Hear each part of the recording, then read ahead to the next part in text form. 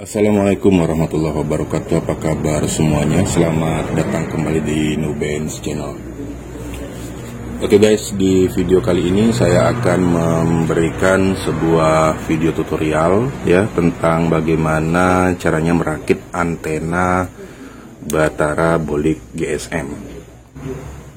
Dan cara merakitnya sangat mudah sekali ya.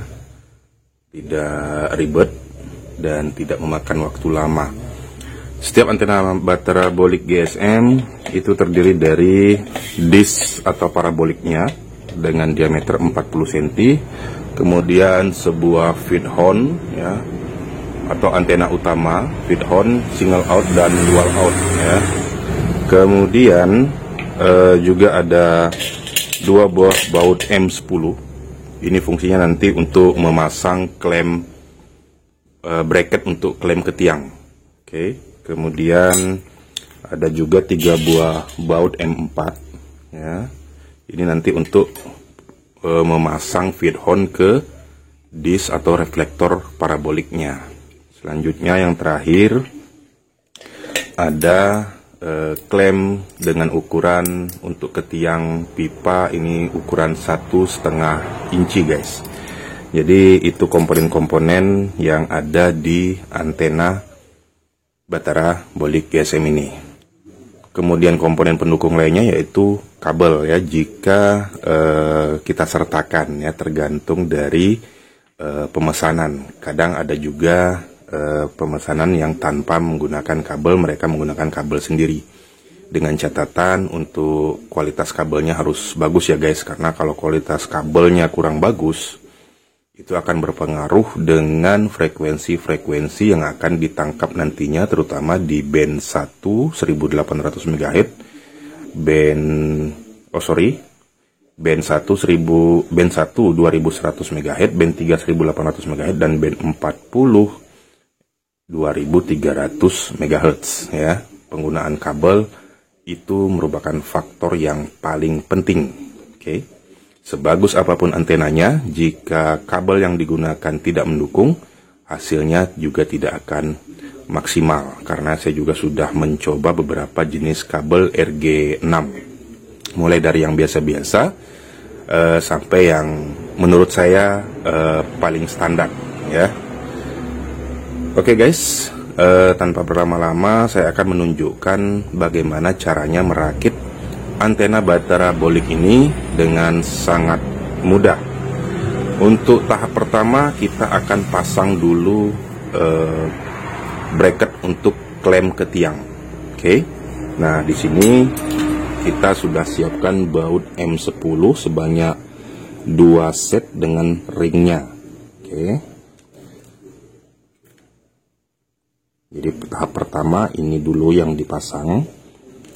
Nah, di sini ada beberapa lubang. Lubang yang agak kecil ini adalah lubang untuk baut dari klem bracket.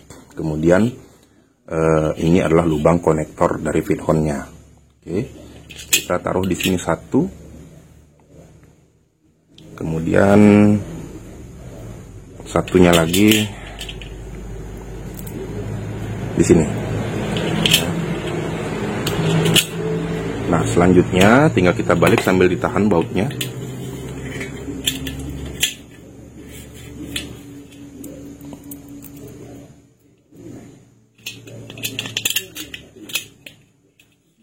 Selanjutnya kita letakkan bracket untuk klem platnya ini ya.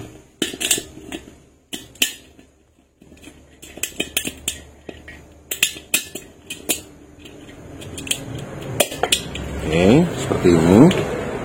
Kemudian kita pasang ringnya yang di sebelah sini.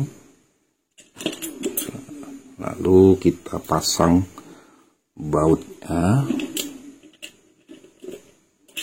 Nah, di sini nanti kita harus siapkan kunci nomor 10 guys ya, kunci pas nomor 10. Namun sebelumnya dilihat dulu. Nah, di sini di ujung bibir ya, boliknya ini ada lubang di atas, yang paling atas ini ada satu. Ini pertanda posisinya ini di atas. Nanti di sini ada tulisan up ya, atau dengan tanda panah. Ini lupa saya kasih. Nah, seperti ini. Ini posisinya menghadap ke atas. Oke, perhatikan ini plat bracket untuk klemnya ini apakah sudah lurus. Kalau belum lurus bisa diluruskan, karena lubangnya itu kita agak sedikit longgarkan supaya mudah untuk meluruskan ya. Karena kita produknya produk DIY guys, jadi tidak sepenuhnya presisi ya. Oke. Nah, jika sudah lurus ya, dan harus lurus sejajar ini juga. Oke, dilihat. Nah, terlihat seperti ini. Apakah dia sudah lurus? Nah, jika sudah lurus, kita kencangkan dengan menggunakan kunci 10. Oke, ya. Kita kencangkan.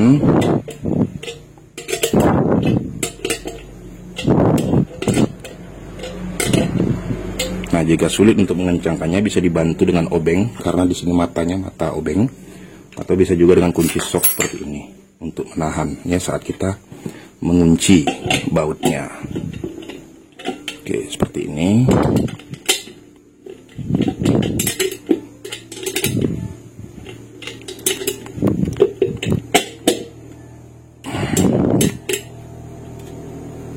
Kemudian satunya lagi kita kencangkan.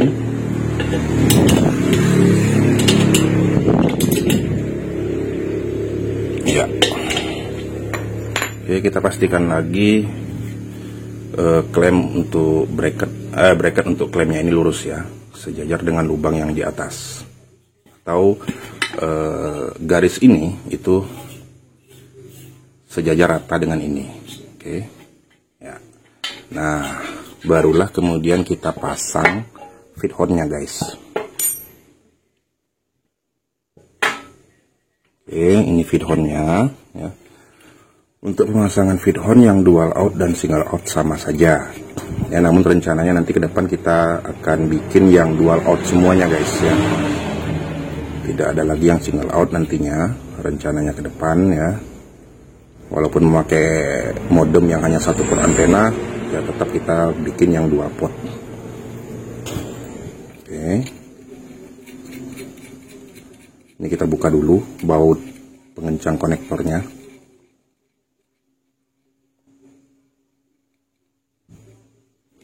Nah, selanjutnya ini di konektornya ini ada yang hitam, ada yang putih. Yang hitam ini posisinya horizontal ya, dan yang ini vertikal. Sebenarnya peletakannya bebas ya, biasanya saya tandai di sini. Biasanya di sini saya tandai yang atas itu horizontal dan yang bawah itu vertikal. Sebenarnya bebas saja guys ya, tidak masalah. Oke. Nah, setelah itu kita siapkan 3 buah baut M4 nya.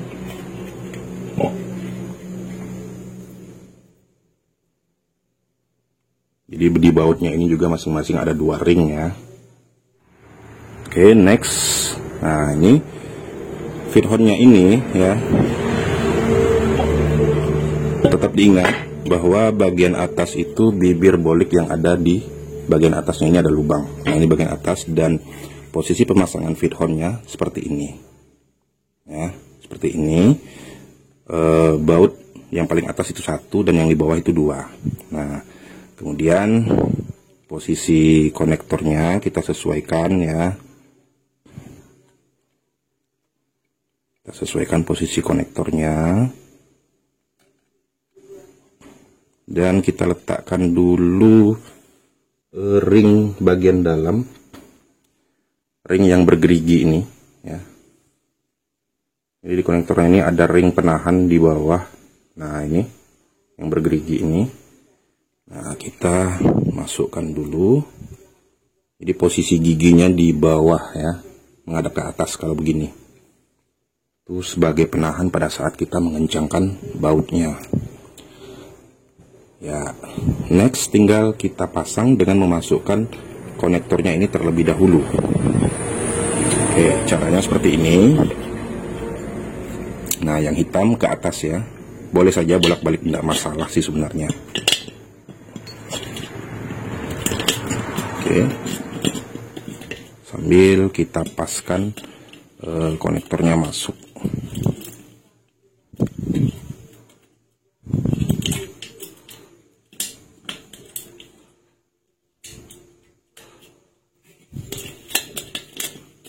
Nah, oke, mudah sekali guys, ya sudah masuk.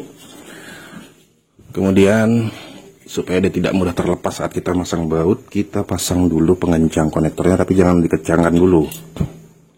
Ring bagian luar kita pasang, barulah kita masukkan bautnya. Nah, murnya ya, bukan bautnya, sorry ya, jangan dikencangkan dulu. Oke, untuk yang single out juga sama, hanya bedanya dia satu konektor ya.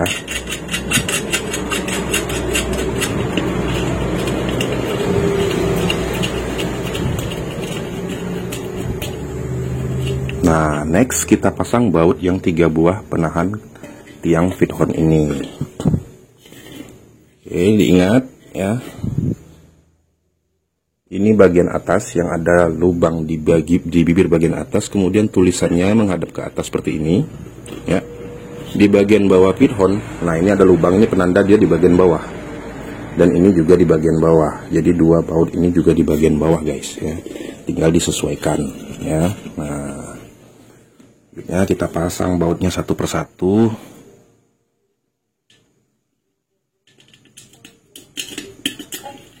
Oke.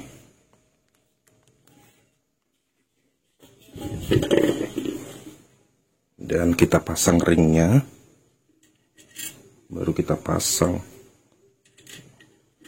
bautnya, murnya ya.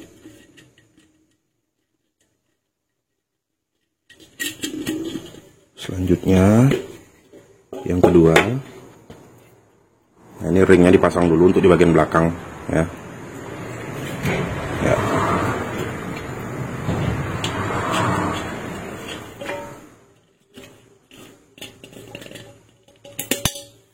Oke,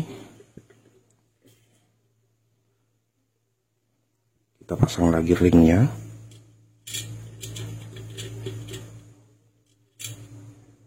Kemudian mur yang kedua.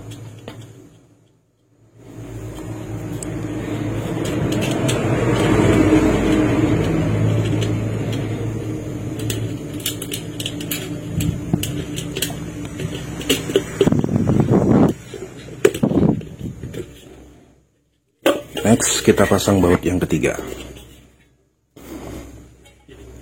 Jadi tidak terlalu sulit guys ya.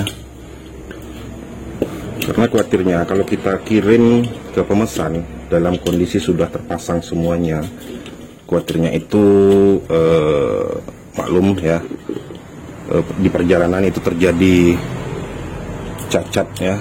Pernah ini boliknya ini penyok karena satu set ini sudah dipasang semua ya, padahal sudah di packing dengan aman, tapi masih juga penyok ya. Namun sekarang kita pengiriman tanpa dirakit terlebih dahulu kalau lokasinya jauh ya. Oke, sudah. Jadi seperti ini. Oke, ingat lubang ini penanda bagian atas. Oke, seperti ini guys.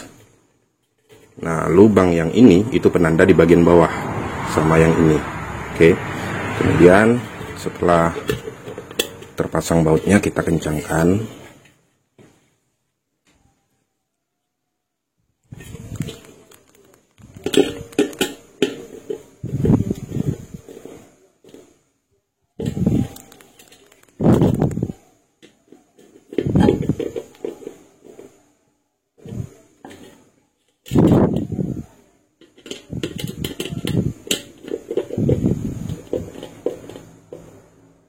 Oke, selanjutnya yang terakhir tinggal mengencangkan baut dari konektornya ini ya.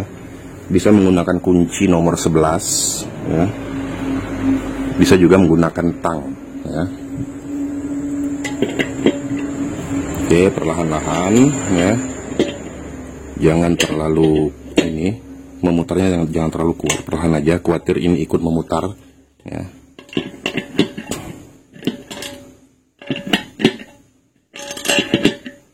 Nah, ini kuncinya nggak pas guys, nomor 12 ini. Kita perlu tang ya. Bisa dibantu dengan tang.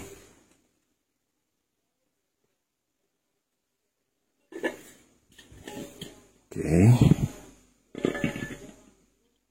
Ya, pelan saja, jangan terlalu kencang kita memutarnya. Usahakan ininya jangan ikut berputar. Nah. Oke, setelah kencang satunya lagi.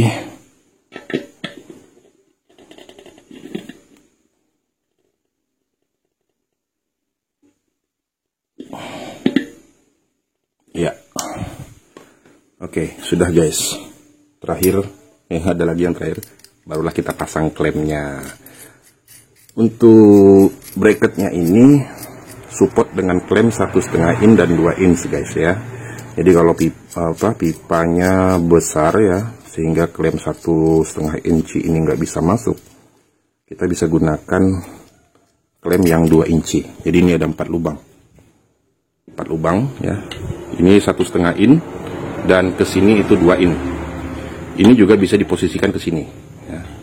Bebas. Oke. Saya bikin lebih fleksibel.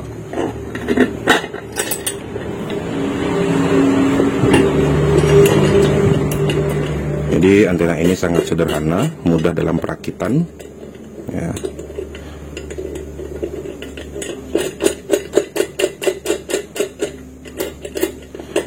Ya, selesai guys. Ya.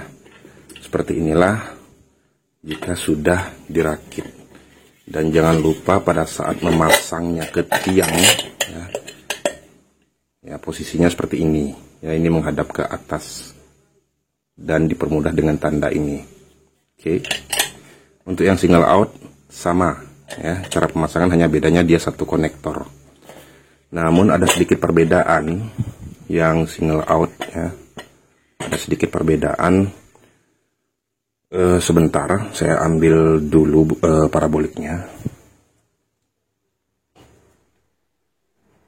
Nah, ini parabolik untuk yang single out, jadi lubang konektornya satu, yang lainnya tetap sama. Hanya perbedaan di sini lubang untuk feed horn, tiang feed horn itu ada 6. Ya, kalau yang tadi kan cuma 3. Ya. Nah, ini ada 6 guys. Fungsinya apa? Nah, fungsinya untuk menguji apakah sinyal yang dipancarkan tower BTS di lokasi kita itu polarisasinya vertikal atau horizontal, karena masih ada BTS yang pola pancarannya itu masih tunggal ya, vertikal atau horizontal. Nah, ini penanda bagian atas patokannya dia garis lurus, nah ke sini. Nah, awalnya di sini dulu ya, ini posisinya horizontal ya. Kemudian yang ini ya, ini vertikal. Nah, saya kasih tanda seperti ini. Dan di feed horn ya, selalu saya kasih tanda panah penanda bagian atas. Dan di lubang tabungnya ini ada di tabungnya ini ada lubang menandakan di bagian bawah, jadi seperti ini. Kalau kita lihat. Nah, pada saat kita mau menguji apakah dia horizontal pola pancar dari BTS, itu posisinya seperti ini. Ya, seperti ini. Namun, jika kita ingin menguji juga apakah dia vertikal, tinggal kita putar seperti ini, sehingga lubang yang di samping ini memutar 90 derajat. Seperti ini. Ya. Nah, dan bautnya itu yang bertanda panah ini, ya, bertanda panah ini ketemu dengan lubang baut yang ini. Oke, jadi seperti ini dia kalau vertikal, ya. Nah, jadi seperti itu mengujinya. Jadi nanti tinggal dilihat apakah posisi horizontal yang lebih kuat sinyalnya atau posisi vertikal yang lebih kuat sinyalnya. Jika salah satunya itu sinyalnya lebih kuat dari hasil pengujian, berarti itulah polarisasi antena dari BTS yang kita terima. Oke guys, jadi seperti itu caranya merakit antena Batarabolik GSM ya, dengan sangat simpel dan mudah ya, tidak ribet, dan Terima kasih buat Anda yang sudah menggunakan antena Batarabolik ini. Ya, semoga antena ini memberikan hasil yang sesuai dengan harapan Anda semua. Namun sebagus apapun antenanya, ya, tergantung lagi dengan kondisi geografis lokasi pemasangan dan tower BTS-nya. Apakah banyak penghalang atau tidak, ya? Apakah ada gunung-gunung atau pohon-pohon tinggi atau seperti apa? Semua keberhasilan tergantung dari posisi lokasi dan cara kita pointing antenanya. Antena ini bukanlah antena yang terbaik, ya, tapi setidaknya antena ini bisa membantu Anda untuk mendapatkan sinyal 4G, khususnya di lokasi-lokasi yang susah mendapatkan sinyal. Dan dari hasil pemakaian dari teman-teman yang sudah menggunakan antena ini, ya, jarak ke BTS itu bervariasi. Ada yang kurang dari 10 km, ada yang belasan kilometer, dan ada yang 20-an kilometer, ya. Kalau untuk pengalaman saya pribadi, ya, pengalaman pemasangan saya pribadi itu tergantung lokasi juga. Itu ada yang bisa menangkap sinyal dari tower BTS yang jaraknya 20-an, ya, 22 km, 28 km, bahkan 30 km. Dan semua tergantung dari lokasi, guys, ya, apapun antenanya, ya. Oke, semoga video ini bermanfaat untuk kita semuanya. Terima kasih sudah menyempatkan waktu untuk mampir dan menonton channel ini. Sampai ketemu lagi di video saya yang berikutnya. Assalamualaikum warahmatullahi wabarakatuh.